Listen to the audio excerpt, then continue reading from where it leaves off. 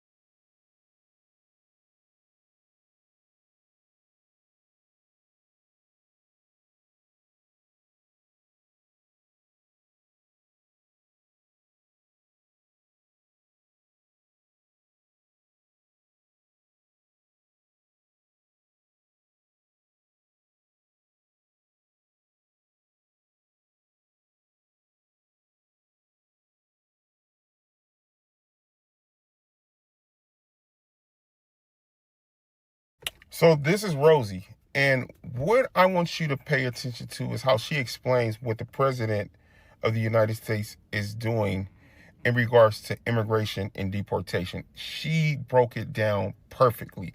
If you do not understand what Rosie is trying to convey, I don't know what else to say. But go ahead, take it away, Rosie. I think people don't understand this. And I took a long time to do my board before, and I try to teach everybody. So Bianco, when he was running, he's the only one that told everybody the truth. So when you have Biden and Harris, who invited people to this country and applied through the app, sorry, I look horrible this morning, haven't fixed. So, and you have refugees that used to be about 30K a year, okay, under a previous administration.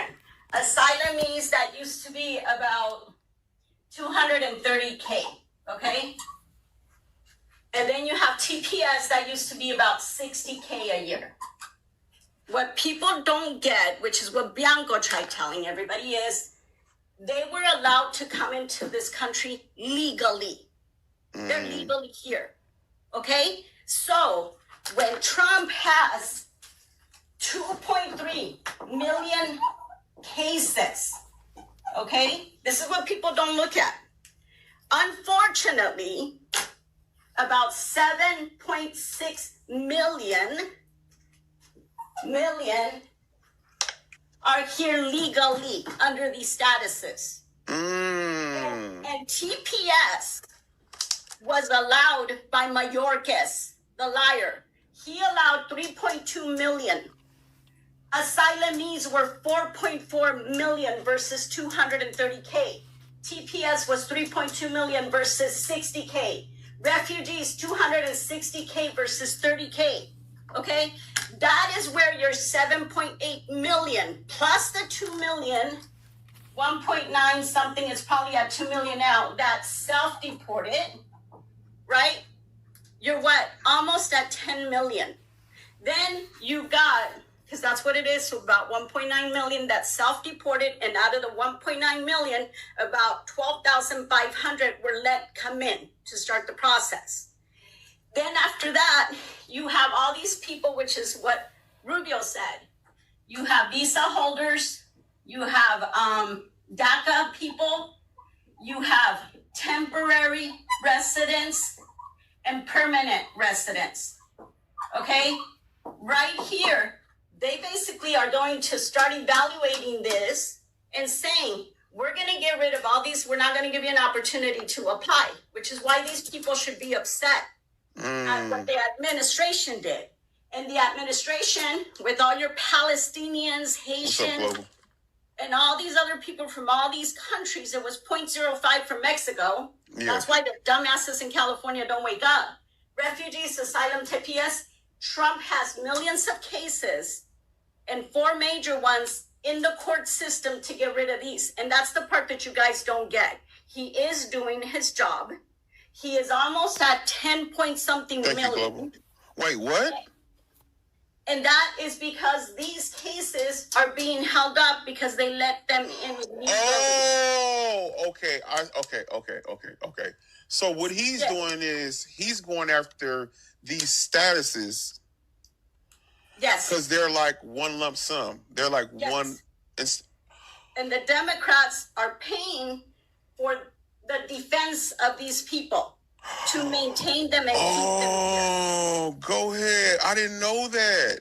Yes, so I tried to educate everybody.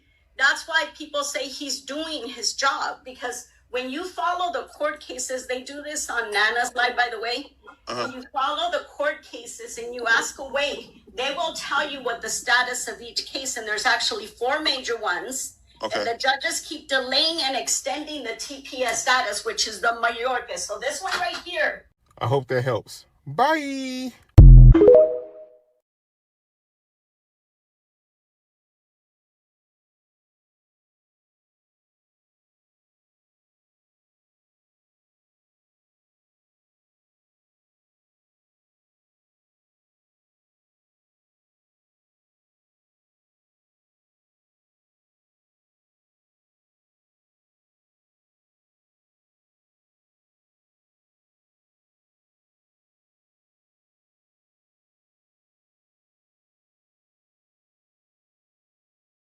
Hundreds of pages of invoices is how millions of dollars have flowed to these companies for the operation and use of the buildings. Hundreds of pages of invoices is how millions of dollars have flowed to these companies for the operation and use of the buildings. Take, for example, the city's largest shelter in Pilsen. Housing 2,300 migrants cost city taxpayers $38,000 for a single night. That's $280,000 a week, or more than $2.5 million over the course of 3 months. It was a similar story over at this Ogden shelter. For 3 months, $1.8 million. And at the Inn of Chicago, which at one time provided 1,500 beds, the cost $344,000 a week. If you total that out to a year, it's more than $17 million. It's tough to say how that money was diverted. DJ Ferris. Chicago.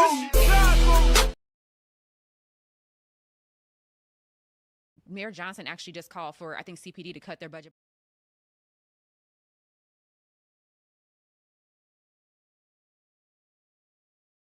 Mayor Johnson actually just called for, I think, CPD to cut their budget by $100 million. Do you know what Mayor Johnson has been? Yeah. How is his approval rating not like negative? Oh, because he's backed by the CTU, which is the entire every teacher in Chicago is under the thumb of Stacey Davis Gates, and he's a product of CPS. He was a teacher. He was a social studies teacher, and he got to play with the city now. But he wants CPD to cut their budget because he overspent on his migrant population, who's supposed to elect him again. Did you?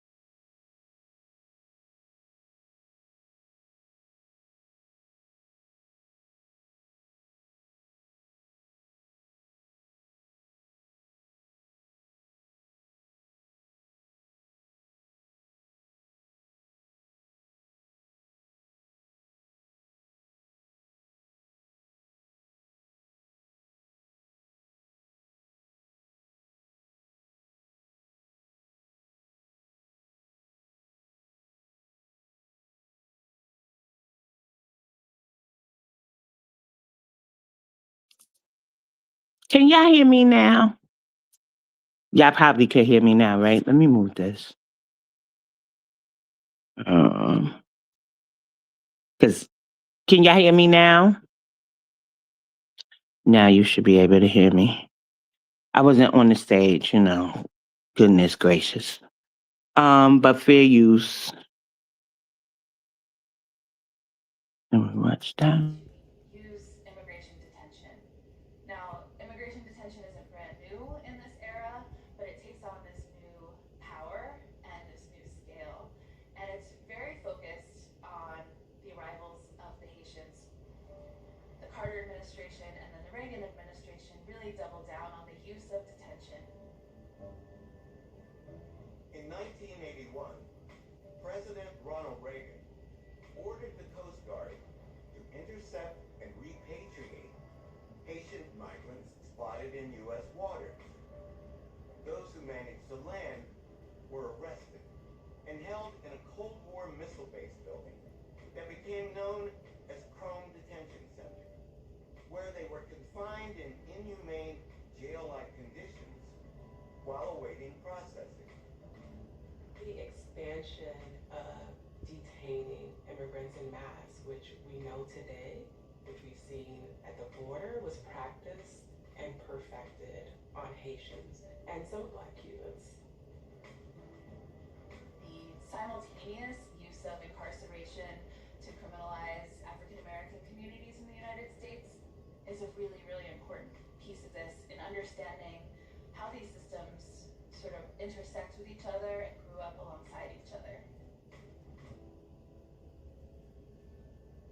Despite seemingly insurmountable obstacles, Miami's Haitian community managed to thrive over the next several decades, in large part because of the strong support of a dedicated activist community.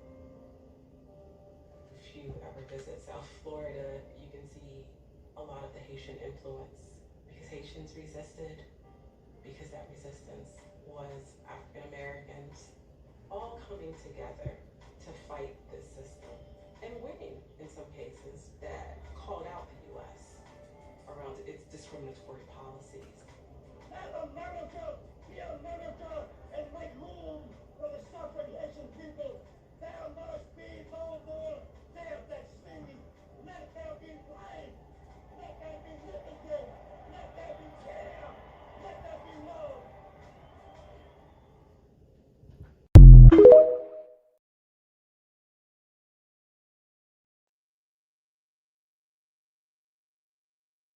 But I bet you they won't talk about that, though. You know, I know a lot of people don't like Jesse Jackson because of the African American term. But the Haitians, they should literally fall at his feet. Oh God. But now how did we go from that, right? Jesse Jackson speaking up for them. I'm pretty sure there was a bunch of our elders, you know, who's our elders now, behind Jesse Jackson in the decision to help the Haitians. So how did we get here to this point, y'all? Fair use. Now, you know, the Supreme Court had ended up allowing Trump to go ahead on and revoke the temporary protected status of Haitians and Syrians.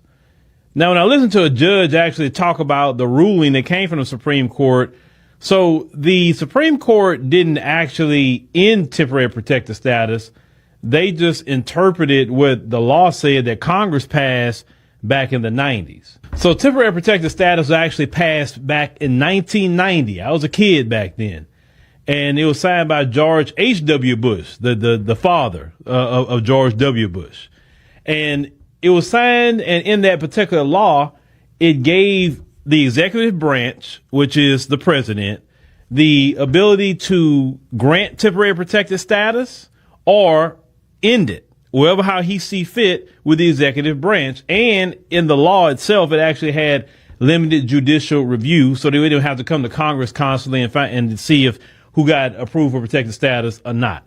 So the Supreme Court basically said that if the executive branch wanted to revoke temporary protected status, it had a right to, based on the law that was passed with Congress.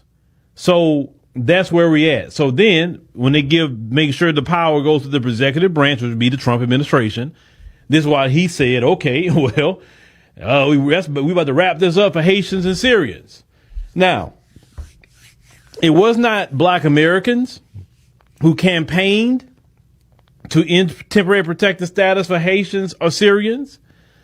It was white folks that campaigned for that, MAGA, and whoever else that agree with them. Now, do some Black people agree with them about temporary protected status?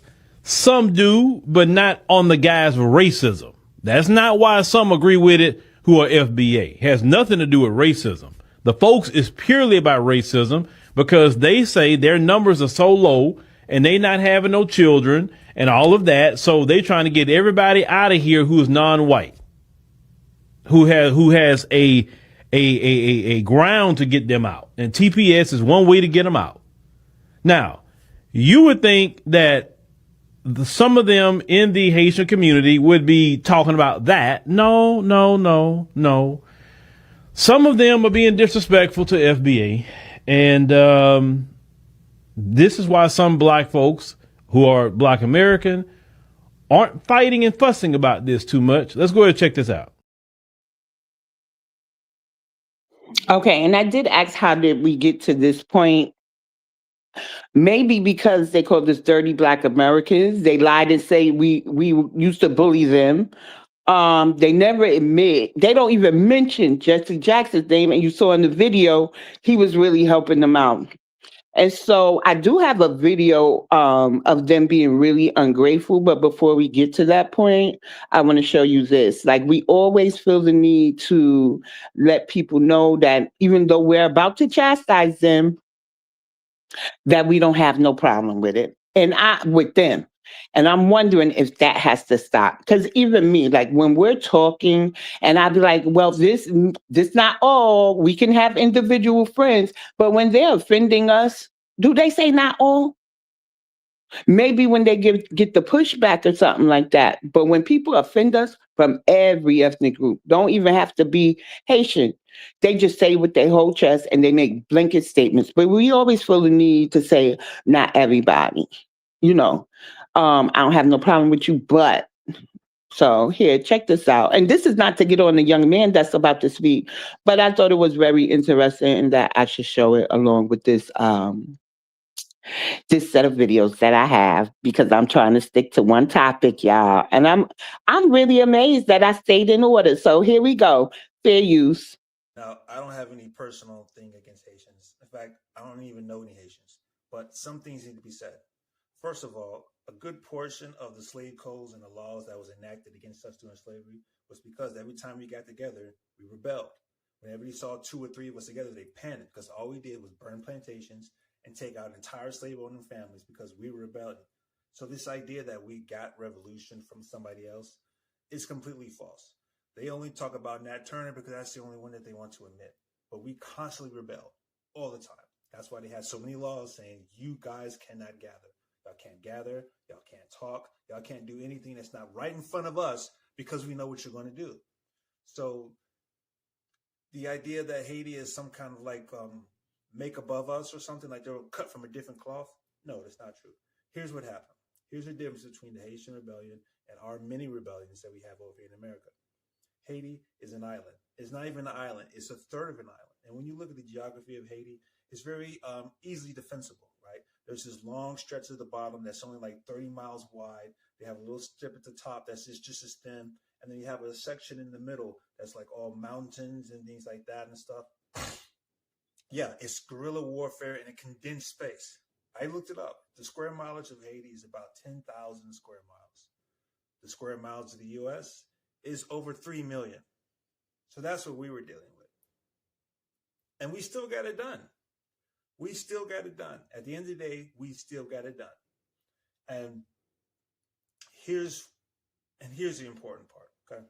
Right now in 2026, the Haitians want to convince us that what's most important is the timing. Timing. We were first. But the Haitians themselves, the Africans, the South Americans, all over the world is telling us that timing doesn't matter. It's the quality of the freedom that matters. That's why no one wants Haitian freedom. Even Haitians don't want Haitian freedom. Everyone wants that foundational Black American freedom because it's second to none. No one is trying to appropriate the Haitian Revolution. What are they trying to appropriate? Juneteenth. Because it's the quality of the freedom that matters, not the timing. Now, if we had like a small sliver to deal with and a third of an island surrounded by water to deal with, then we probably would have got our independence earlier too. But we got it. And Haitians did not fight the South. Haitians were not advising the generals of the North. We got that together. We fought in the Civil War. Okay, so this idea that we owe you, no, because if that's the case, then look, we still have individuals from the civil rights who are still alive, right? We still have men and women who are the Black Panther Party that are still here today, right? We had men and women from Black Panther Party that had guns in one hand and they fed their children of the neighborhood with the other hand, right? Do men with guns in Haiti make sure the neighborhood children are eating? See, resting on 200-year-old laurels is not a flex.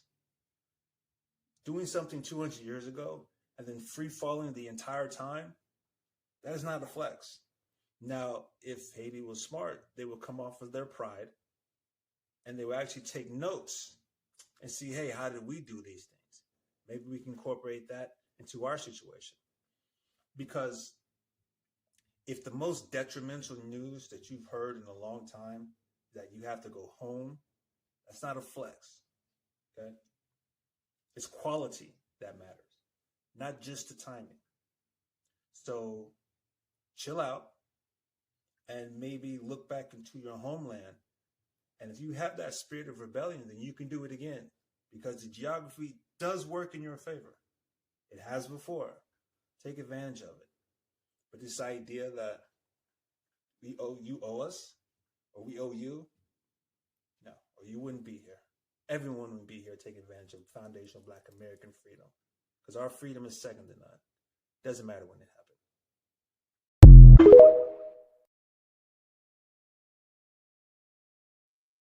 Yep, Zero. I seen your comment. You said that we found loopholes to rebel and that they actually were scared of us and to date they are scared of us. Well, South Carolina will show you that when it came to the redistricting, and then one white tea politician was like, because then Black people are really going to come out and vote. They scared of the way we vote. They scared of the way we boycott, and they scared of the way we fight back because we don't really pick fights with each other. Well, with others, right?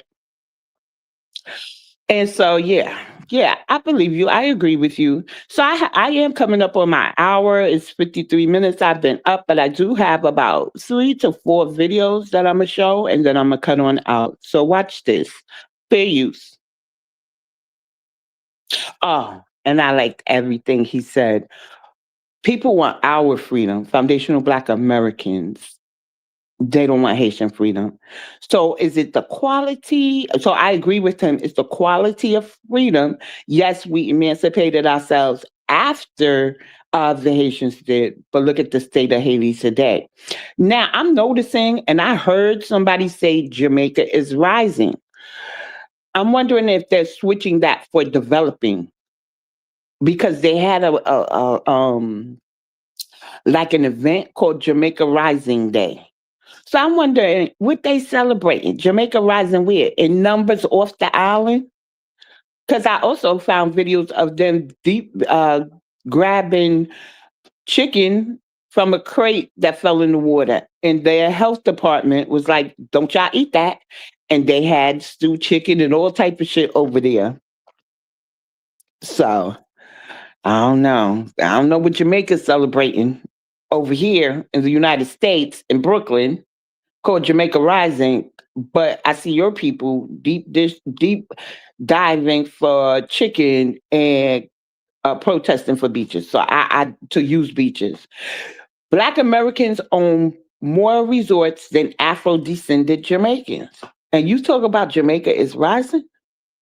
Like, can y'all rise from y'all homeland and get out of Brooklyn? We want Brooklyn back. The fuck? Fair use. I don't identify myself as a black person anymore. I identify myself as a Jamaican person. I mean, I've always identified as a grenade. American woman, I'm not black. Everybody was shocked at that statement. Like, you're not black? What are you then? Like, I'm a person. What is black? So what are you? Yellow, like lemonish green? What is with? It's difficult because I don't identify as being black. Also, like, I was I'm not black, I'm African. Is that not black? No. It's a big difference. You know what I'm saying? I came in a plane, they came in chains. I'm passenger in their cargo. And I was 17 to go to college. So I will start off with the fact that I never really saw myself as a black person growing up. I still don't. Of course, it's something else. I'm not black.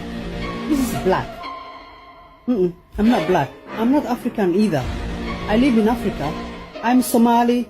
I speak Somali. This is my flag. I don't like this. Like, why are you telling me I have to do this because I'm black when it's been already pointed out that I'm Haitian? Why do I now have to submit to this idea of being black? That makes absolutely no sense to me. And that's what you don't get. A lot of people are...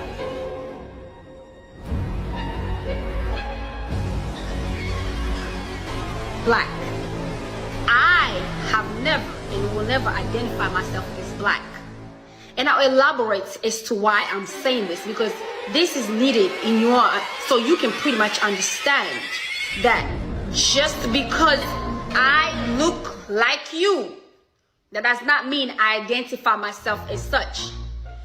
So for instance, sweetheart, I am Congolese.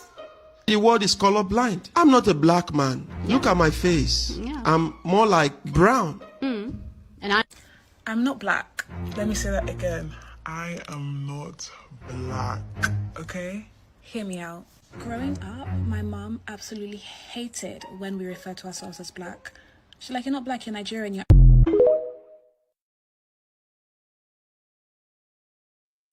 And now they can't stand that we tell them that back, right? You're not black, you're Nigerian. You're not black, you're Haitian. So I wonder how many of those people, if we told them today, you're not black, what type of pushback we would get if we told them that, right? So when I said we always feel the need to say, listen, it's not everybody. Now, when he said he's not black, he came here on the plane, they came here as cargo, I think he said. Did he say some in front of it? We're going to have to get comfortable with excluding people. And so the people that need to be excluded start speaking up. Now, I can't admit, I saw 2 more Caribbeans join the side of leave Black Americans alone. But I'm going to need like 200 more, then 2,000, then probably 200,000, because there's 1.1 million immigrants in here. And I believe the Caribbean, if they outnumber anybody, is probably the Africans, because the Caribbean were allowed to migrate and longer than the Africans, if not mistaken. But fair use, everybody. Check this out. Well, so first of all, there you see that throwback from Janet Napolitano, who said there's an earthquake in Haiti, which, by the way, is total BS that we have TPS for earthquakes. But put that aside. There's an earthquake in Haiti, so she's announcing TPS for a few months while they're recovering from an earthquake. That was in 2010, 15 years ago. Then the Biden administration, in its last year, extends TPS to every single illegal alien from Haiti while they are flying them en masse into Springfield, Ohio, across the Midwest. It was a formal policy of replacing the communities that lived in, settled, and sustained these communities for generations. It was one of the most heinous things this government has ever done. And yes, under President Trump, let me be very clear. The illegal alien Haitians are going back to Haiti. They can build their country there.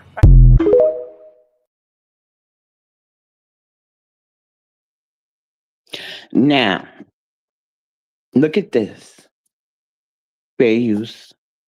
I think what hurt the most is because if someone rejects you, okay, fine, let me go back home. But I cannot go back home. You know, that's what hurts, because you know that, okay, it's not that is the dream. I'm not living the dream here. So it's us immigrants trying to survive. And whenever you're trying to survive, for me, it's not a dream. So it's not a dream. America for us, it's not a dream. It's just like most like a jungle. I'm sorry, but we're trying to survive every single day. So.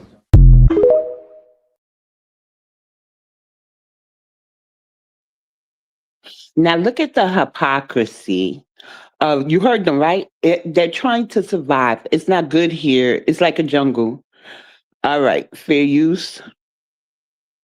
Specific medical programs for Haitians and Caribbeans include the Haitian Response Initiative in New York City, the Center for Haitian Studies, Little Haiti, Florida, and Office of Refugee Resettlement Benefits for Qualified Entrants. These offer targeted care, including, can't see that word because the timer is there, screenings and case management, in-country programs like Hope for Haiti, Haiti Medical Project, and Community Coalition for Haiti provide direct medical access. Key medical programs for Haitians and Caribbeans.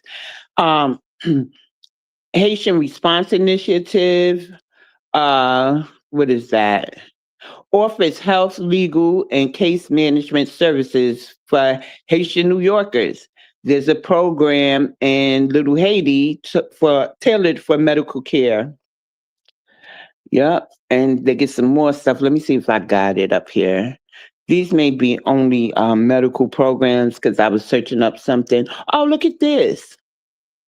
Cuban Haitian interim programs grants access to medical assistance, including Medicaid and cash assistance for eligible Haitian nationals. Nova Hope for Haiti supports essential medical services and clinics, particularly in northern Haiti.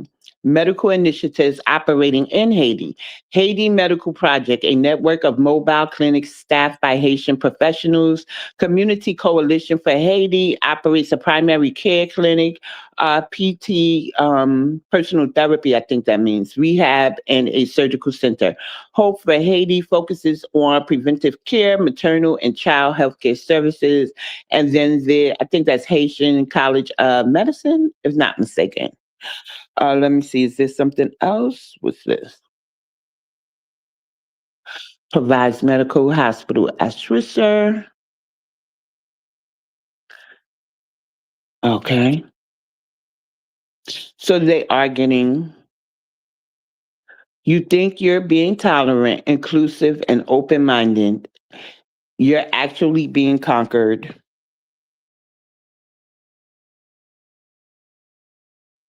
Did you read that? Let's read it again, y'all. You think you're being tolerant, inclusive, and open-minded. You're actually being conquered. And that's to the Pan-Africans still stuck on, but they don't know no better. You know, America destabilizes their country. And do y'all see all the things do we have any medical programs just for Black Americans, foundational Black Americans? Let me know. Because somebody seems to think that welfare benefits, which would include Medicaid, is a form of reparations or something specifically for us. And we not even on the welfare rolls. We're not the welfare queens that they try to tell us we are. So that's some of the things that they get specifically for them. But I do have a few more videos that I would like to show. Like, they're really ungrateful. But now check this chick out. Fair use. Listen to the lies, y'all. Listen to the lies. Fair use. Overture and the Haitian Revolution for literally 40% of the landmass of the United States, because it was the Haitians who valiantly sent Napoleon Bonaparte packing with his tail between his legs back to Europe. And then he did a fire sale to the United States. He said, Thomas Jefferson, please buy this off of me. I can't be here with these people. They're killing us. And it was that revolution that caused the sale of 40% of the landmass of the United States to it this opened up the country. westward expansion, and then the rest is history. No Haiti, no Western U.S. The whole Western U.S. does not exist without Haiti having, bled for freedom, for its own freedom, and they've And also, too, don't forget that Haitians fought for the U.S. during the For War the of U.S. Independence. That's And correct. so, yeah, it is Battle of Savannah.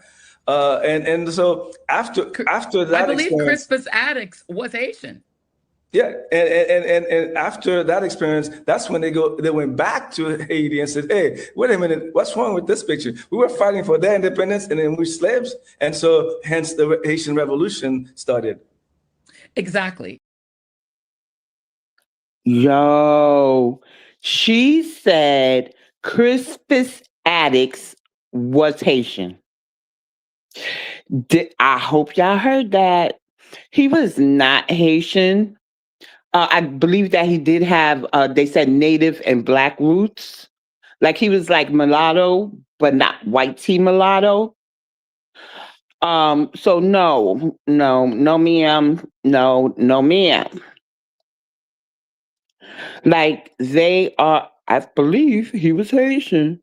So we have some accurate history. So if you're on TikTok or Twitter, then you definitely know one of my favorite nephews, right? 713 Phenom. So let me read your comment first. Crispus Attucks was a Black American and American Indian. Oh, Wampanoag. Right. So we need to contact Joyanne Reed because she's doing too much. Her and Godfrey.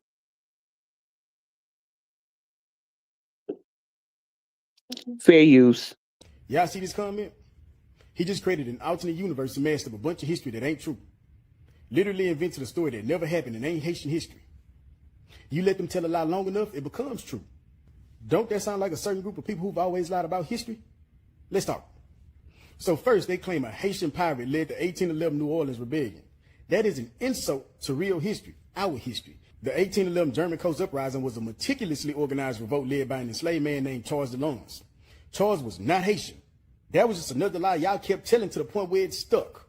He was not some foreign pirate who sailed into town. He carried the surname of his local Louisiana enslaver, the DeLons family, and historical records prove that his enslaver had been living in Louisiana since he was at least 17 years old. DeLons and hundreds of enslaved laborers marched down the Mississippi River fighting for their actual lives and freedom, becoming the largest slave rebellion in the U.S. Second, the comment says Andrew Jackson begged these pirates for help and signed an agreement to free any slave who stepped foot in New Orleans. That is pure delusion. He's confusing the 1811 rebellion with the Battle of New Orleans in 1815. Now, Andrew Jackson did recruit a famous pirate named John Lafitte to help fight the British, but Lafitte was not a Haitian freedom fighter out to liberate black people. He was a YT European with a French father and a Spanish mother. His actual day job? He was a notorious smuggler whose primary business model was illegally trafficking enslaved human beings into Louisiana after the U.S. banned the international slave trade. Andrew Jackson never signed a single piece of paper promising the free slaves would give black people land. The only deal Jackson made was offering John Lafitte's pirate crew a legal pardon for piracy if they helped fire cannons at the British. Once the battle was over, the YT pirates got their legal passions, and Lafitte immediately went right back to his black market business, which was smuggling and selling enslaved people out of Galveston, Texas. Now, I noticed something long ago about y'all immigrants. You have so few accomplishments as a group and such low ethnic self-esteem, you will attach yourselves to anybody that could remotely come close to being of your lineage, regardless of what they've done, good or bad. How is that not embarrassing to y'all? You just tried to claim a despicable YT European man as your own. Y'all don't see nothing wrong with that. But it does make sense since y'all also attach yourselves to those oppressive Haitian soldiers who got their asses kicked in Savannah, who were also a part of the brutal buffer class in Haiti. There's a message in that. Learn your history.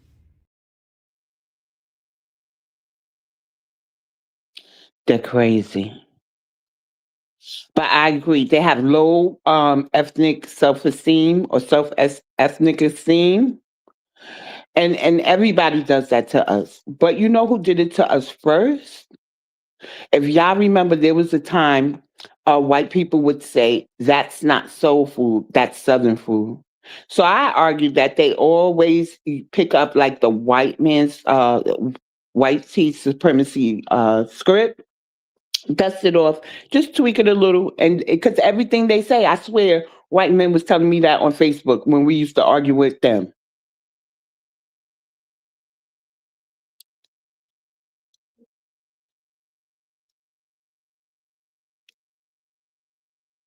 Yes, we are. We're classified people. We are.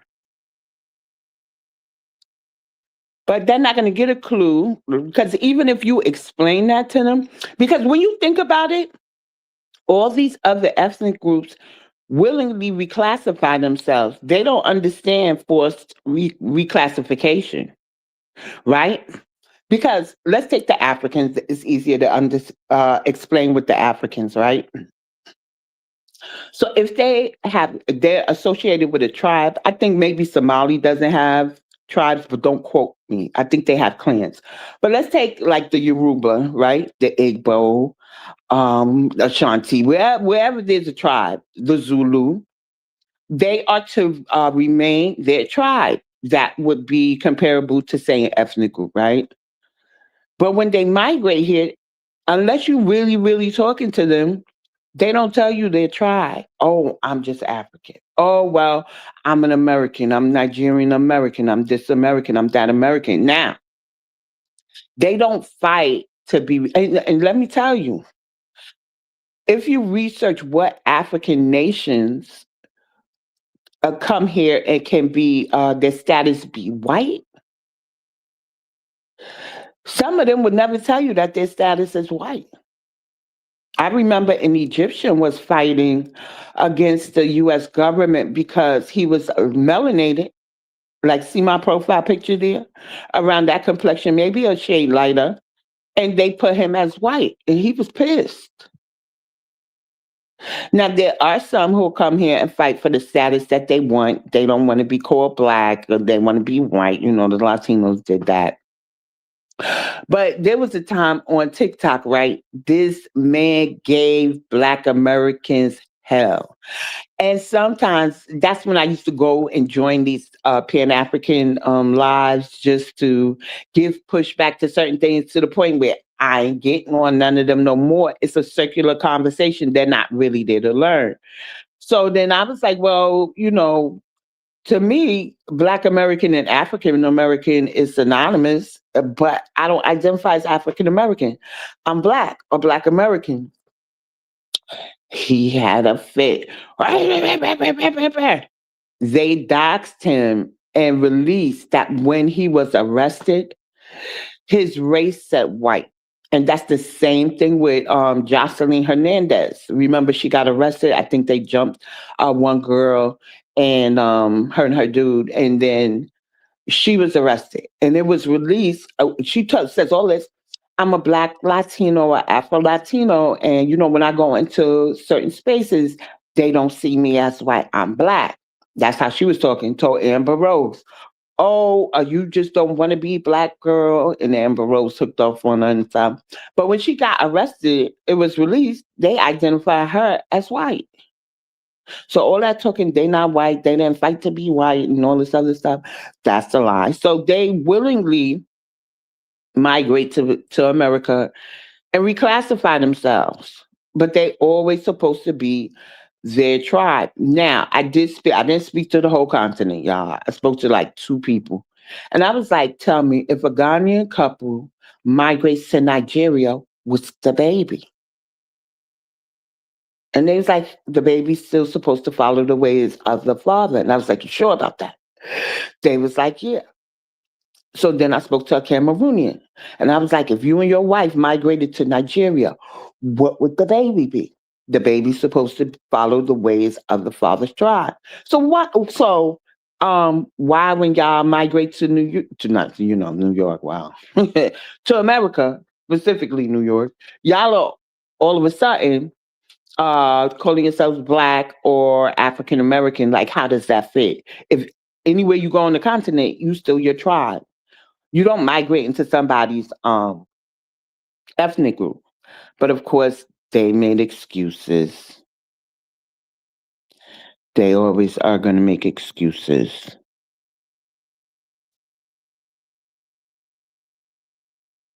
They know what they did to our ancestors. They dumb. Yeah, they like acting dumb. They do. They classify them. Okay, yeah, they did reclassify us. So I do have 2 more videos on history, and let me see what the other one is. I just want to say this because I may not get to Florida today. DeSantis is really doing some things that I like, and I wish they would implement that in New York. So they have to pass the test in English. Let me see what this video is. I could probably save it and just show DeSantis' videos. But first, I want to go to New York. We do know Nick Shirley, and some of his videos are from 2025. He's been exposing how the vendors have been allowed to sell either stolen goods or fake goods, right? And the fake goods are usually stolen. And I've been telling people that, back in the days, our vendors, meaning lineage vendors, they couldn't be out there like that. They always had to be on the lookout for the cops. What I've seen from Nick Shirley's videos is that they out there all free, carefree. They're not worried about no cops. I did see the cops run up on them once, and then that kind of died down, right? But our men are targeted. And if they don't have a license, they even more targeted. So it's really amazing. But I also say about New York, a person could be an immigrant, right? Here on, I think, a visa or a green card, however it goes, not a permanent resident. It's some type of residency where they could still get deported. They could get arrested a few times and don't get deported. But look at what happened in these videos. Fair use. Is your name Mamadou Ndoye? Yeah. Okay. Yes or no, is this your rap sheet? You said that you don't sell drugs. I'm asking you, I'm not making any statements right here. Recklessly endangering, these are previously arrested crimes, counterfeiting third degree, unauthorized use of... Who's talking to you, dog? Back off. Everything's my business. Unauthorized use of motor vehicle, criminal sale of narcotics, possessing a controlled substance, possession of marijuana for sale, making false reports, law enforcement, and resisting arrest. Okay, but I'm asking you, is this not you? And is that not your rap sheet? No, that's not me. So mine's right there. Yeah. So this is different people in there. Okay, well, keep going. So what do you? Is that? I just asked you. You guys have nothing better to do. You went to sit over here. So you just look. Let me just go Of course. Of course. Where?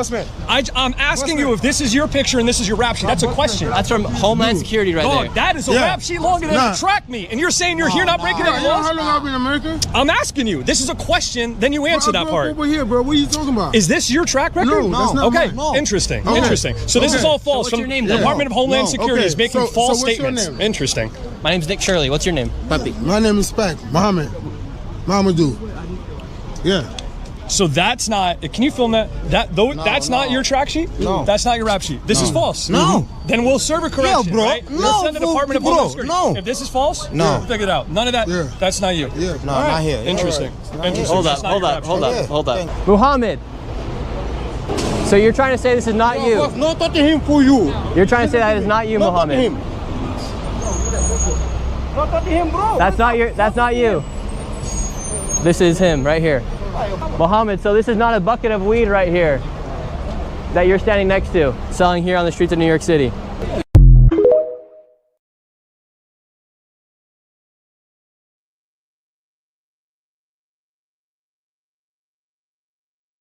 So New York has decriminalized marijuana, right?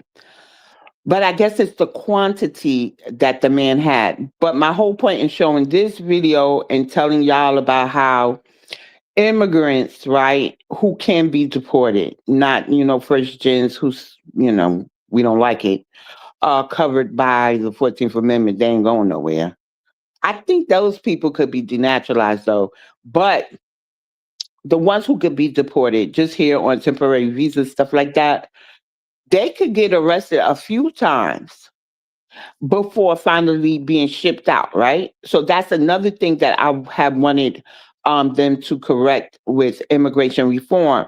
Now, I don't know if it's just New York because I don't know the immigration laws and what happens in Florida, Chicago, stuff like that, diverse cities that have immigration populations. But look at this follow-up video from Nick Shirley, because this is really an issue. Fair use. Wait, no way. That guy got arrested by ICE and now he's back. And to my surprise, I see the man once again here on Canal Street after he had already been arrested by the feds. I remember you. How was the federal judge? So you got arrested by ICE and now you're back. Yes, because you know why? Why? I'm a businessman and I have my own family. I have 7 kids in America. And you taking a recording at me for illegal. Because you're doing stuff illegal? No, you doing an illegal thing. Posting at my picture online and my video to make money. That's what you're doing. That's how you live in your life. You're filming me right now. Yes, because that's how, I'm not posting you online, but you posting me online to make money. That's how you live in your life. I don't live my life like that. This is called journalism. We're showing people what's going on. I have a restaurant and I do business. I sell food all day. Me and my wife is a family business. And why do you sell weed here on the streets of New York then? Who you got over there selling weed? Look at all these guys. Weed is legal. No, you can't sell it in buckets full here on the streets of New York City. But who's selling? Why I sell food, I say. You sell drugs as well, remember? What are you talking Last time I was here, what before are you talking got almost deported?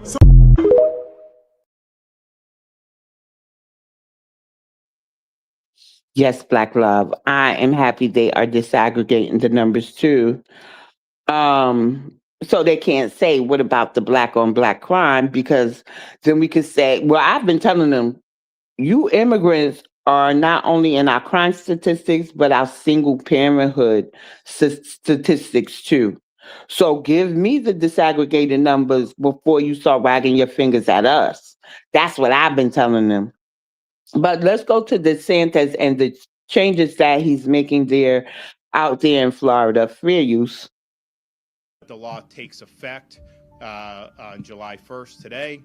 And so we are not going to waste any time. We're going to move forward and we're going to make sure that we're very robust in doing this. And so based on the recommendations of Florida's domestic security professionals and the authority, the newly established authority in law, my office and the cabinet are poised to officially designate the first slew of terrorist organizations under the new law. That'll be a reaffirmation of my prior executive order for the Muslim Brotherhood and the Council of American Islamic Relations. We will also be adding and ratifying Antifa as a domestic terrorist organization, as well as a number of groups that are affiliated with drug cartels or themselves drug cartels, such as Cartel de Sinaloa, Tren de Aragua, and other ones that you've heard of. And then finally, including this initial tranche, the Islamic Revolutionary Guard Corps of Iran. These are things that have very strong factual basis.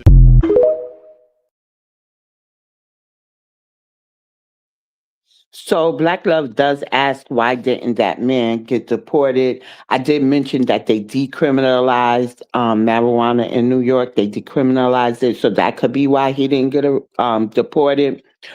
Or it could be they're being lenient. It is a sanctuary city. It's out of control here. All the candidates that are far left, Ma'am Danny's picks, far left progressives, one, and it was 3 of them. One is a woman who wants to abolish borders, defund the police. Now, I got to tell you, I don't agree with stop and frisk, but I literally live in the belly of the beast. A lot of the videos that I get, like my son will send me videos of what's happening in the Bronx and tell me places to just be careful of. You know, he's more tapped into the community than me. I'm not out in them streets like I was when I was younger, partying or whatever, going out with my friends, stuff like that. I live a mature life, right? So it's just, you know, there is violence from the other groups. They're committing a lot of the crime and stuff. So somebody got, I was about to use TikTok language, murdered on a bus on his way home. He had children. So what the court probably did, if that man really had children, somebody could have came and spoke up for him. The weed wasn't enough to get him shipped off, or they're building their case. But sanctuary cities literally have to end. So I don't believe in defunding all of the police. What I believe in is proper training and to ensure that people who are trained in mental health calls are a part of every unit. Like, what are we talking about?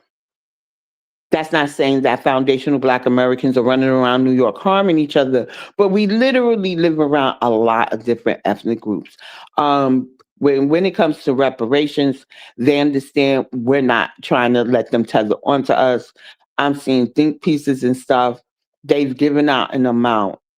And in some, what they call hoods, some neighborhoods that aren't really ideal, when they realize people are working or may make a little bit more than what, or they think the person, because honey, New Yorkers have a habit of faking it till they make it, acting like they not broke. But sometimes people, when they see other people doing good,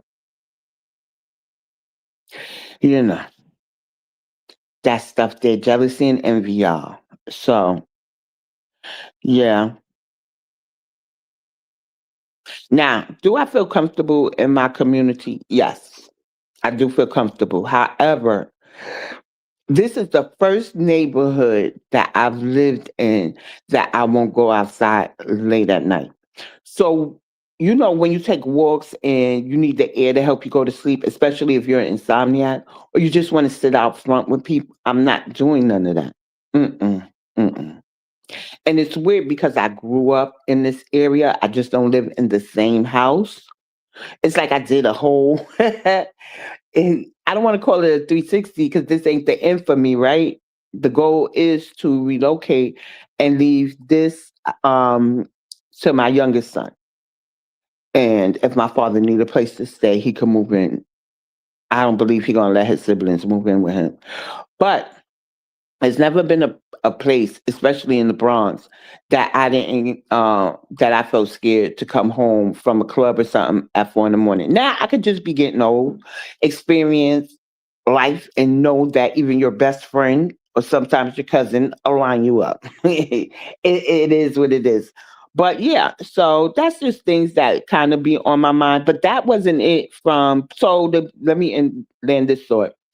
So I did say in New York, even immigrants get a couple of chances before they're finally deported. But guess what? Life goes on. So I stand with mass deportation too, because you're not going to just keep running them up, especially when we were penalized for the same things that y'all just getting away with now. It's got to be some order around here. And if the order is getting you out so you could realize you should have been a little bit more respectful, then go ahead, because you ain't the first of your kind to get deported. You're just the first of your kind in your immediate family, perhaps. And that ain't my business. So, yeah, they do give them a couple of chances, Black Love. And then they finally get them out of here. And unfortunately for a lot of them, they don't have, what's his name? Slick Rick money.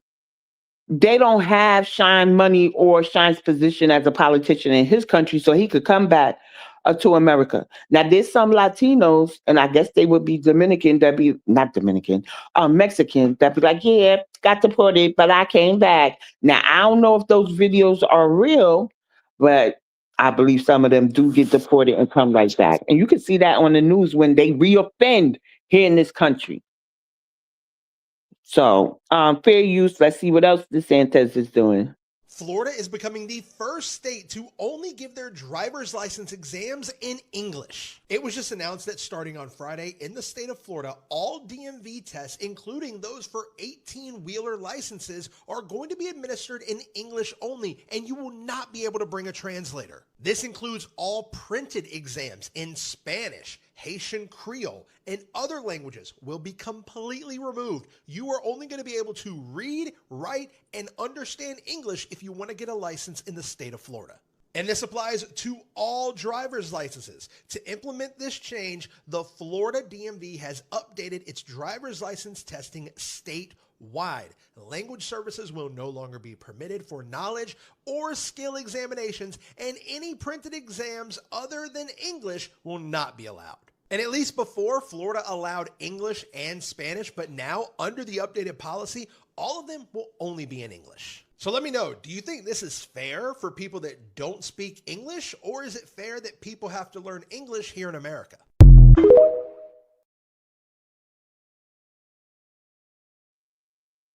I agree with Boilermaker. They say this needs to happen all over the country.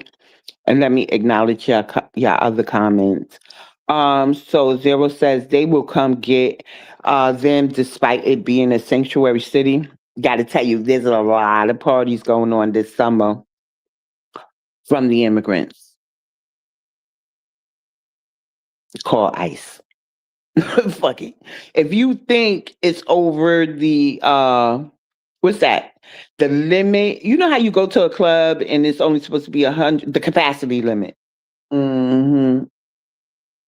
Let them figure it out because they literally been doing too much, and I'm gonna show you how when I finally get these uploads to a nice professional tone and I ain't cussing all over the place, because some of this stuff is just it's ludicrous to me. And Ali says they are here literally as slaves, undocumented. Yes, and I do see that Trump had, well, maybe not Trump, but they did raid a company that was hiring illegals or undocumented. And Black Love says, New York, y'all got to get that under control. Yes, New York does. And there's one more video from DeSantis, if not mistaken. And it's right here. Fair use. We have to stop letting people into the country that hate the country. It's not that difficult. And you can't be politically correct about it. You've just got to be honest that that's what we have to do. But we used to think that you come and you'd want to assimilate, and that's how it had been for a long time. And now I think that that's really, really changed. And so you've got to really get a handle on that.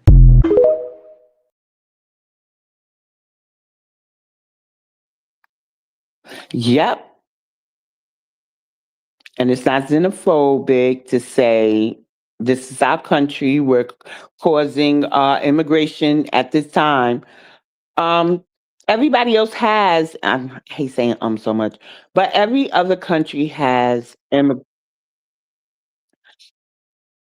laws. Every other country has immigration laws.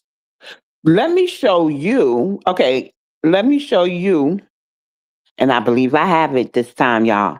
What happens when you fight back against illegal immigration or immigration that you don't like? And yes, y'all, I got to show y'all what happened in South Africa. Fair use.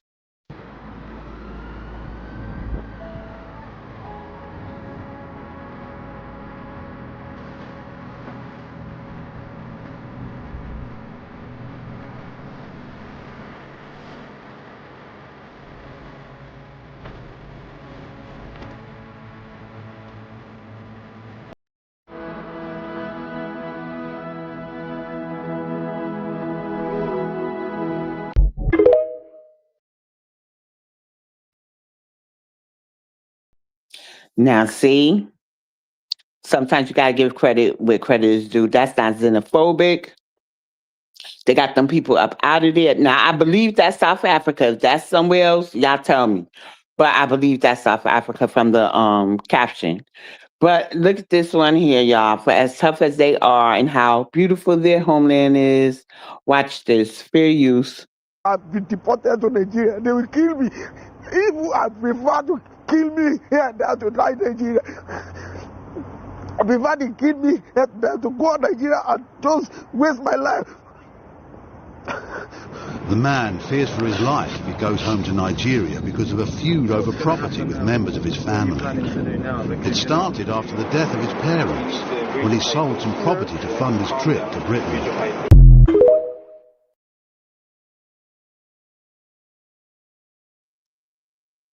Now, see all that. You don't know where you came from.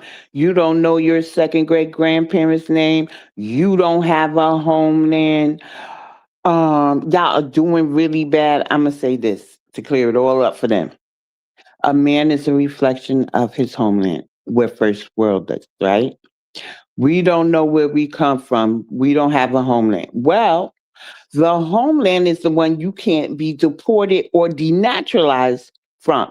So whenever they attack the 14th Amendment or try to dismantle it, it's never about foundational Black Americans.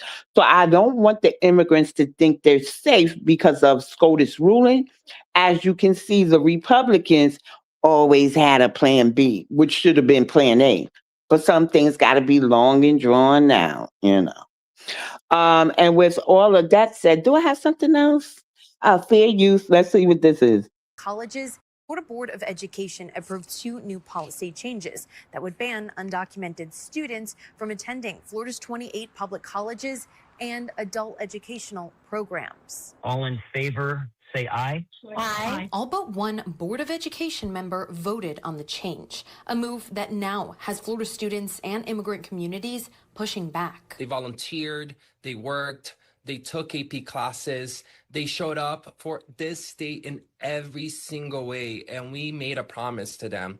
And now we are telling them that the finish line has been moved. Advocates say the impact wouldn't just be felt by students. They argued the change could cost the college system an estimated $15 million in lost tuition and fees. The proposal comes just 1 week after the Florida Board of Governors took their first steps towards adopting a similar ban at state universities.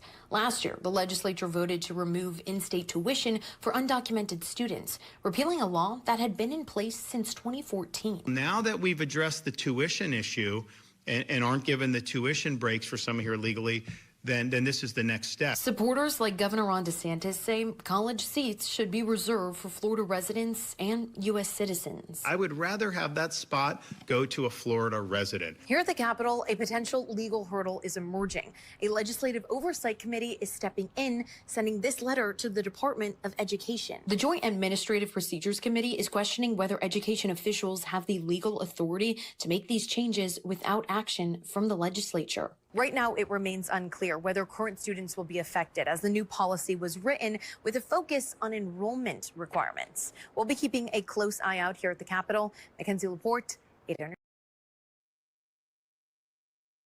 Yes, he's making so many changes. New York needs to make some changes, major changes. Shout out to Chicago as well. And I do see your comments. It says, I just seen a Mexican co-worker that had to go back after her was found to be expired. And this is in a sanctuary city. I guess she thought she was safe because she is married to a white man. He probably got tired of her and turned her in, y'all. Shoot. Juniper says, that's amazing. And Juniper copied and pasted from the website. ICE tip line 866-DHS-2-ICE. Report suspicious criminal activity to the ICE tip line 24 hours a day, 7 days a week. And then 0, I guess you're talking about the man who was crying about Nigeria, says that's probably a lie so he can stay here. Ali reminds us that Africa is still enslaving their own and doing sacrifices.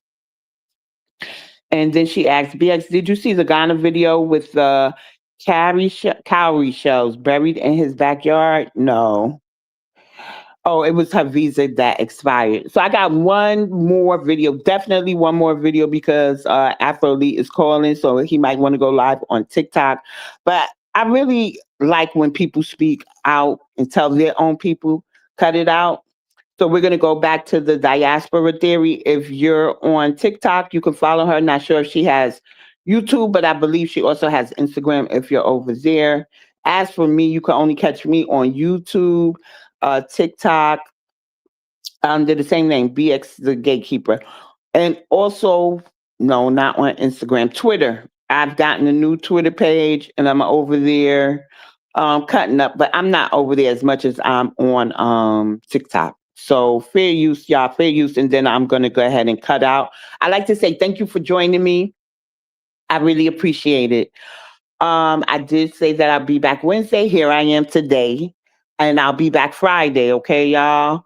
And I like to say I love the encouragement. I love the engagement. I love the support. Like, share. And y'all are already following because I don't share my live out when I go live. So y'all came in the room. Y'all knew I was live. Thank you for that.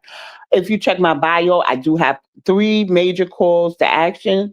But I want to remind y'all, in November, I think it is, you can tell your representative to vote no for the Dignity Act. The Dignity Act is basically amnesty for illegal aliens who could pay like a restitution fee of like a couple of thousand, 7,000 if not mistaken. And if they was in the country by 2020 and have not committed any other crimes, because entering illegally is a crime. But if they have not committed any crime, I'm trying to gear myself up to stop feeling like I'm snitching on somebody. If I call ICE, when you're raised in certain neighborhoods, they even tell you, like you could hear somebody getting beat up, they don't expect you to call the police. It's like really weird. But at this point in time, I can't worry about that. Look at what they did to I'm so mad at New York right now. And then I keep finding bodies of our ancestors buried under supermarkets, gas stations. Now, I didn't do no expedition or something. The information is already out there, so other people did do the work. But I still have to say, when I found out the information and people just walk by all hustling, bustling, all up in our reparations hearings, putting us down, trying to put everybody on it, trying to latch on the Caribbean, totally skipping ethnogenesis.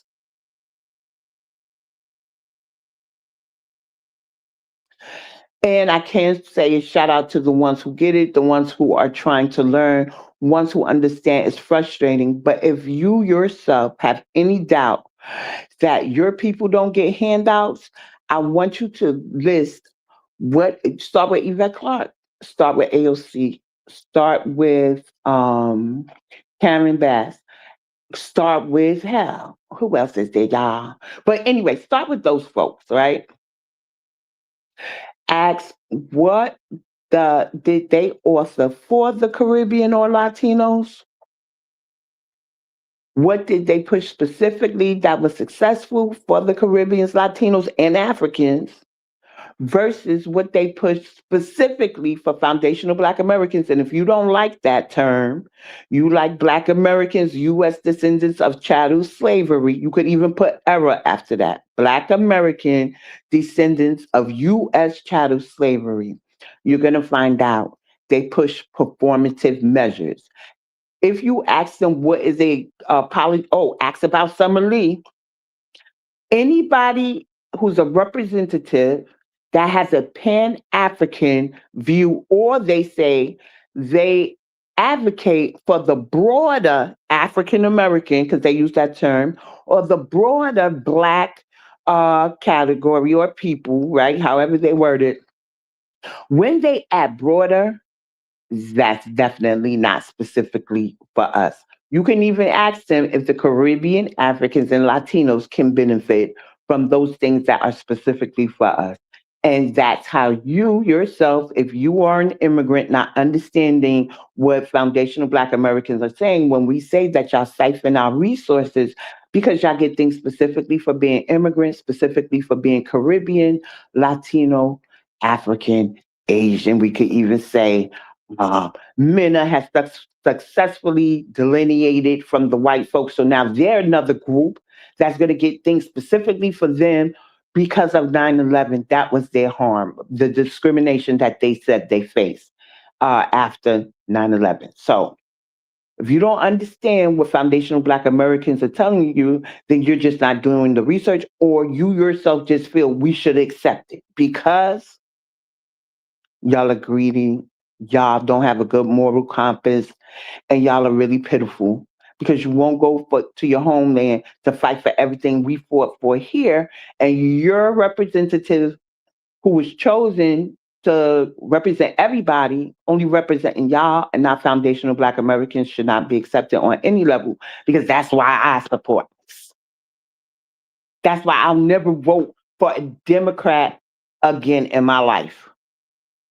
And that's not just the immigrant Democrats. We have to hold ours accountable. Ours are in there with a Pan-African mindset. Now, if you know a Democrat from your area that you feel is pushing specifically for Black Americans, you don't have to follow my lead.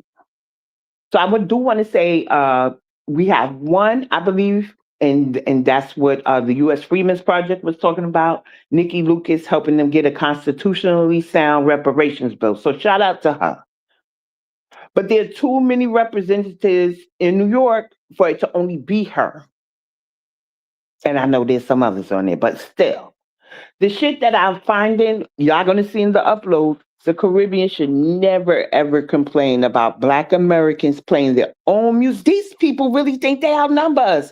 And it's their population that went on a decline because they're following us anywhere we go. That's crazy. But let me wind down. And y'all can hear a Caribbean tell the Caribbean where they fucked up at. Fair use. Me included, only independent in name alone. All them islands signed contracts with their previous oppressors. They signed contracts. They signed treaties. That's not freeing people. That's transferring. That's transferring ownership and having public figures prance up there in Parliament, acting like they doing something for the country. If y'all was free, then y'all wouldn't be complaining about how the government is corrupt every 2 seconds. If y'all was free, the West Indies that y'all freed wouldn't have white tea people on their Eastern Caribbean dollar. Like I said before, if you freed people, the government wouldn't be corrupt. If you freed people, why you was paying France? If you free people, why aren't you in Haiti? If you, that's what I'm trying to just figure something out. What does that translate to today that you talking about you did? So are Chinese people in America, is that China not free because they're in America? Like, I don't understand like where this goes. Immigration is Listen, here's where you try to conflate it. If a Chinese person want to go to China right now, they would. Would you go to Haiti right now? Yes, I was in Haiti. You can go on my page. To live. For good. Yes. Was that the doctor? You would go to Haiti right now today to live for good. I would live in Okap, yeah, for sure. I have a life here. I grew up here. No, you wouldn't. It's a little different for me. But like I was saying, let's look at the Chinese. Wait a minute, just like the Chinese, because you mentioned the Chinese. Wait a minute, you mentioned, hold on, baby swat. You mentioned the Chinese. They decided to go back under subjugation. They asked to be back under subjugation. They asked the U.S., the Dominican Republic, they asked the U.S. Why are you talking about the territory of the U.S.? The U.S. said no. The U.S. said, we don't want the Dominican Republic. They went to Europe and said, yo, we want anyone to take us. We don't want to be around Haitians. They didn't want to be around Black people. After we freed the whole island. This is facts. What you said. That's what I'm saying. Like, this is why it's funny, because it's like, yeah, of course you don't want to be around. Who wants to be around Haitians? But it's like, we actually fought on that island and we freed the whole island, and they said, you know what? Okay, hold on. But we was talking about the whole West Indies. Hold on. We was talking about the whole entire West Indies, and now you go into your mortal enemies and the captains of anti-blackness. So pick someone to focus on. Jamaica, because now you go Bahamas, into Hispanic islands that you know are vastly and culturally and historically different than the rest of the West Indies. You was talking about you freed all the West Indies, and now you go into the capital of anti-blackness, the Dominican Republic. That are your mortal enemies. Question about China. I'm gonna move on because I get it, but I'm just speaking facts. Like, we went and we fought with multiple other countries. Not speaking facts, though. You're just saying stuff. You can just look this up. Literally. Okay, what was your question about China? What do you mean? You said, oh my God. Okay. So, I don't even know at this point. Oh my God. What? So again, you're trying to compare yourself to other immigrants to prove a point, as if, again, your situation is different from what people in China came here and was utilized for. They came here for benefits, and China does not give up their sovereignty, or Chinese people do not give up their sovereignty when they come into other nations and come to live. That is part of the Chinese jurisdiction. Their fealty is still to be loyal to China. The Wong Kim Ark case was a severely detrimental case that literally upended our the way the interpretation of the 14th Amendment now looks. Because immigrants were given the right to come in and lay waste to benefits that they do not have a jurisdiction under, were never subjected to at all. You can't come here and become a part of the labor force that get paid and then turn around and say, oh, yes, I have loyalty here because my parents who did not get naturalized, right? 1662 Act states that the status of the mother, the child will follow. Where the Wong Kim Ark case comes in is the mother was never naturalized. The father was never naturalized. They left and went back to China after they were used to claiming that they built the railroads when they didn't. They came here to utilize people from China because they did not like the fact that slaves and free Negroes were fighting for compensation. So they did what? Influxed immigrants into a system to quell the conversation around having to pay people who they should have paid, who built the railroad. Let's overemphasize that. They were going to pay Chinese people anyway. Chinese people didn't do free labor. So this is literally just about not paying Black Americans. Correct.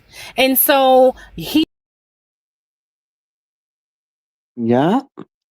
So the Zero says those Chinese do those Shin Yu plays to raise money and awareness so they can convince our government and the U.S. citizens to try change China. And with that said, please don't forget to like, share, subscribe, which I know y'all are. Check the bio for calls to actions. Also, my other appearances are on there. Ways to support the platform. And I do write urban fiction. So those links are there. Just check out my link tree. Hopefully here's the link tree here, but I'm gonna go ahead and end it and then see if Afroleak is going live. This, I believe, is Keep Filling My Cup, the link right here to YouTube. Go check it out. Please like that too.